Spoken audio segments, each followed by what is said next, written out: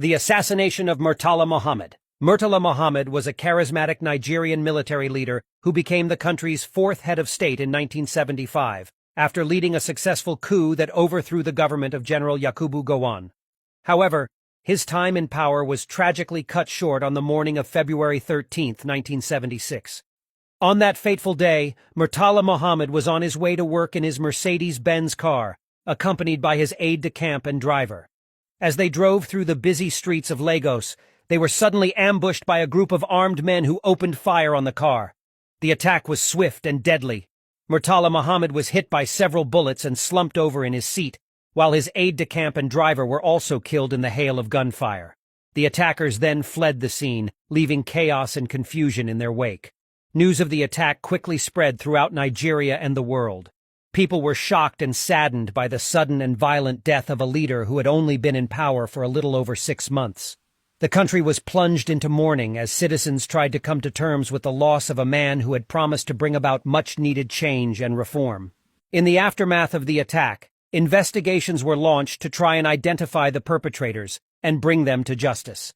The investigation led to the arrest and trial of several suspects, including Dimka, a lieutenant colonel in the Nigerian army, who was found guilty of masterminding the assassination. Though Murtala's murderers were captured and were publicly executed, there are conspiracy theories about the cause of his death. One of such stories linked the West to the killing. Many believe that his Africa has come of age speech, which he delivered 32 days before his assassination at an extraordinary meeting of the OAU held in Addis Ababa, might have incensed the Western power that eventually planned his assassination. But some of his colleagues think the general was partly responsible for his tragic end. They believe he made a fatal mistake by refusing to take his personal security more seriously.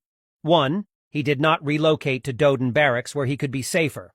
Rather, he continued staying in the house he occupied before he became the head of state.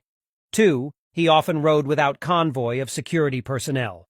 A few days after his assumption of office as head of state, he reportedly drove alone in his personal car with his driver, from Lagos to Kano, a journey lasting more than 13 hours.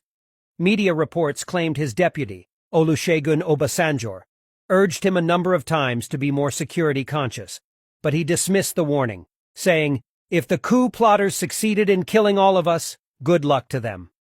Murtala Mohammed's death was a great loss to Nigeria and the world. His legacy, however, lives on, as he is remembered as a courageous leader who fought for justice and equality for all. His life and tragic death serve as a reminder of the sacrifices made by those who seek to bring about change and make the world a better place.